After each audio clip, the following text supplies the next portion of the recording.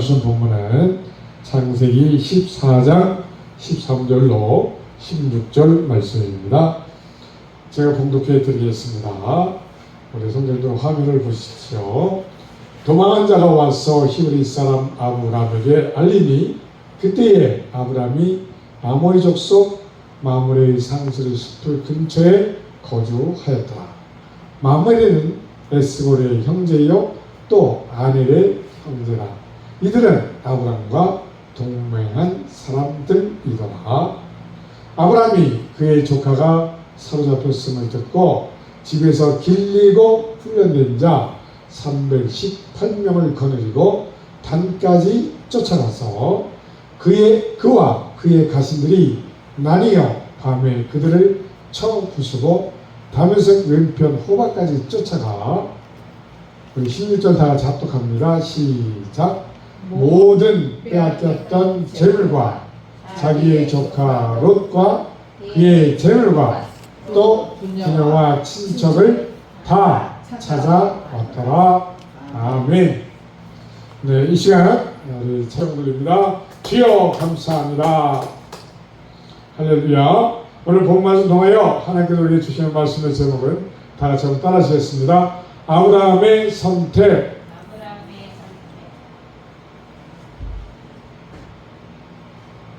오늘 16절 말씀에 보니까 아브라함이 자기의 가신들과 함께 가서 아브라함의 조카 롯과 그의 재물과 부녀와 친척들 다 빼앗겼던 것들을 다 지금 찾아왔다라고 말씀하고 있습니다.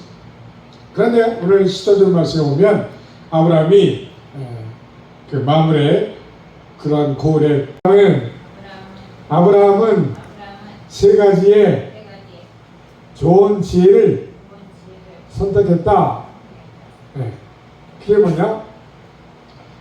지금 보면 우리가 이 세상에서 믿음을 지키며 살아가야 되는데 믿음을 지키며 살아가는 그 삶이 참으로 녹록지 못하고 힘들고 어려운 것을 우리가 볼 수가 있습니다. 특히 이 제주도 같은 경우에는 전체 인구 수 중에 이 예수를 믿는 그런 퍼센트를 따져보니까 10명 중에 한 명도 믿음을 지키며 살아갈 수가 없다 하는 그런 데이터가 나왔어요. 10명 중에 한 명도 믿음을 지키기 어렵다는 거예요. 8%는 10명 중에 한 명도 안 된다는 거죠. 비율이. 드러내놓고 신앙생활하기가 너무너무 어렵고 힘든 그런 고울이라는 것이죠.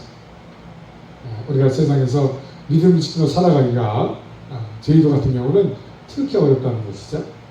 반면에 서울 강남 사랑의 교회 주변은 강남구는 전체 인구수 중에 예수 믿는 퍼센트가 몇 퍼센트냐? 30%. 10명 중에 내가 만나는 10명 중에 3명 정도는 하나님을 믿고 있다는 것이죠. 그만큼 거기는 믿음이 좋아서 그럴까? 아무튼 일이 어떻든 간에 10명 중에 3명은 하나님 믿는 사람들이라는 퍼센트가 나왔다는 거예요. 우리 이 화오리는 어떤가요? 화오리는 제가 듣기로는 전체 가구가 한 70가구 된다고 하는데 그 70가구 중에 과연 몇 퍼센트가 예수를 믿을까? 한 50% 되지 않을까요? 화오교회도 있고 우리 화오중앙교회도 있고 또 이렇게 복지교회도 있기 때문에 화오리에 3개의 교회가 있으니까 전체 10명 중에 5명 정도는 하나님 믿는 사람 아닐까. 네. 따라서 우리 화오리는 주님으로 인하여 복받은 마을이다. 왜요? 70가구밖에 안 사는데 교회는 몇 개? 3개나 된단 말이죠. 그러니까 복받은 겁니다. 왜냐? 교회는 성경으로 볼 때 방주와 같은 것이죠. 노아 시대 때 하나님이 다 물로 심판할 때 노아 가족 8명만큼은 하나님이 방주를 이렇게 하셔서 구원하게 하셨단 말이죠. 우리 교회는 보여지는 교회가 참된 교회가 아니고 참된 교회는 주님을 머리로 한 예수 믿는 사람들의 공동체, 유형교회가 아니라 무형교회가 참된 교회라 할 수 있는 것이죠. 그런데 그 교회가 하는 역할이 뭐냐? 방주의 역할, 구원받은 사람들을 심판 가운데서 건져주는 그 구원선 역할을 하는 것이라는 거죠. 따라합시다. 그러므로 화우중앙교회는 생명선 역할을 감당하자. 우리가 화우중앙교회가 정말 구원받은 백성들이 구원을 얻는, 심판을 받지 않고 멸망을 받지 않고 영생에 들어가는 그러한 생명수가 없단 말이죠. 서로 등 돌리며 살 수가 없어요. 자칫 날이면 서로 찾아가 격려도 해주고 위로도 해주고, 또 내가 자칫 날이면 또 불러서 같이 먹고, 그러한 따라서 일상 삶을 통해 이웃과 잘 협력하자. 우리가 어떻게 이웃과 잘 협력합니까? 그들이 힘들 때 우리가 어떻게 그들을 도울 수 있을까? 도움의 길을 생각해보고 도와줘야 된단 말이죠. 예를 들자면 예전에 정말 우리가 농사 지을 때 혼자 농사 지을 수 없잖아요. 그래서 우리가 그걸 뭐라고 그래요? 동네에서 옛날에는 품앗이 전체가 같이 나와서 그때는 이제 줄을 띄어가면서 심었잖아요. 그죠? 그러면서 재밌게 심으라고, 힘들지 말라고 또 노래 한 가락씩 뽑아가면서 모내기 할 때는 참 옛날엔 그런 모습이 보기 좋았단 말이죠. 거기에 분명히 하나님 믿는 사람, 안 믿는 사람 섞여 있단 말이죠.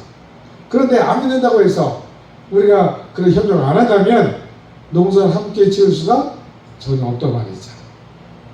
그런 걸 볼 때 우리는 도울 일이 있으면 정말 내가 먼저 발벗고 나서서 이웃을 적극 도와줌으로써 그런 협력관계가 평상시에 잘 맺어진다면 힘들고 어려울 때 서로 도와줄 수 있고 도움받을 수 있는 그런 관계가 되어서 더불어 살아가며 조금도 부족해 없는 그런 우리들이 될 줄로 믿습니다. 따라서 그러므로 예수 믿는다고 구별된 삶, 다른 삶을 살아야 되지만 필요한 협력관계는 우리가 평상시에 잘 유지하고 있음으로 인하여 정작 내가 힘들고 어려울 때 도움을 받을 수 있는 이웃을 두는 우리 지혜로운 성도님들 되시기를 주님의 이름으로 축원드립니다. 할렐루야. 따라서 지혜롭게 협력관계를 유지하자. 수소 때나 모내기 할 때나 우리는 서로 이웃과 협력하지 않으면 내 농사도 우리가 망칠 수밖에 없다는 것을 우리가 생각해 볼 때 이러한 협력관계가 평상시에 잘 이루어지는 여러분들 되시기를 주님의 이름으로 축원드립니다. 할렐루야. 그 다음에 오늘 복음 말씀 보면 조카 롯이 전쟁이 일어나가지고 소돔성에 살고 있다가 그만 소돔성이 망하는 바람에 다 붙들려갔단 말이죠. 그런데 하나님께서 아브라함에게 참된 지혜로운 삶을 허락하여 주셔서 아브라함이 이웃과 협력관계도 잘 맺었을 뿐만 아니라 또 318명이라는 개인적인 군대를 양성하고 있었다는 것을 오늘 본문에 보여주고 있습니다. 조카 롯이 사도 앞에 갔다는 소식을 들은 아브라함이 어떻게 했어요? 생명을 가까스로 부지해서 도망쳐온 사람이 아브라함에 와서 보고하는 것이죠. 조카 롯도 사도 앞에 갔을 뿐만 아니라 모든 재물을 다 빼앗겼다. 그런 소식을 들은 아브라함이 집에서 길리온 자 훈련하고 양성된 개인적인 군대 318명을 데리고 쫓아가서 밤에 기습작전을 통하여 그 적들을 다 쳐부수고 조카 롯과 그의 빼앗겼던 재물, 부녀, 친척을 다 찾아왔다고 오늘 본문이 우리에게 보여주고 있는 것입니다. 따라합시다. 우리도 평상시에 힘을 키우자. 아브라함이 지혜로운 선택을 한 것 중에 두 번째가 뭐냐? 힘을 키웠다는 것이죠. 여기서도 우리가 아브라함 믿음으로 의심해 볼 수가 있겠죠. 아브라함이 하나님께서 내가 너의 힘이 되리라, 내가 너의 방패가 되어주리라 약속해 주셨는데, 아니 하나님을 믿는다면 굳이 사명을 개인적인 군대를 키울 필요가 있겠느냐? 그런데 우리가 좀 더 우리 자신을 돌아볼 때 아무리 우리가 하나님 믿는다고 해서 배움을 소홀히 하고 내가 모르는 것을 그냥 방치해 준다면 우리는 절대로 이웃과 더불어 살아감에 있어서 살아갈 수 없는 것이죠. 요즘에는 이 컴퓨터가 너무 잘 발달돼서 스마트폰, 가지고 다니는 핸드폰이 컴퓨터 역할을 하죠. 그래서 은행에 안 가도 이 핸드폰 하나로 돈을 송금하기도 하고 찾기도 하고 다 한단 말이죠. 또 물건 사고 싶은 것도 저도 필요한 물건이 있다 그러면 핸드폰으로 다 조회해서 이 전자 판매가 되니까 필요한 거 다 들어가서 내가 필요한 거 눌러서 결제하면 집에 있으면 그냥 택배를 통해서 물건이 온단 말이죠. 따라서 지금은 전자시대이기 때문에 스마트폰을 활용할 줄 아는 방법을 모르면 우리가 너무 살아가면 불편한 삶을 살 수밖에 없단 말이죠. 은행을 매번 왔다 갔다 해야 되고 그런 분도 있어요. 인근에 우리 시찰에 어떤 목사님도 딸이 인터넷 뱅킹을 하면 잘못하면 해킹당해서 손해볼 수 있다. 그러니까 돈만큼은 창고로 직접 찾아가서 입금도 시키고 찾기도 해라. 그래서 그 목사님은 인터넷 뱅킹을 안 해요. 할 줄도 몰라요. 그래서 매번 돈을 보내고 찾을 일이 있으면 은행을 꼭 들려야 돼요.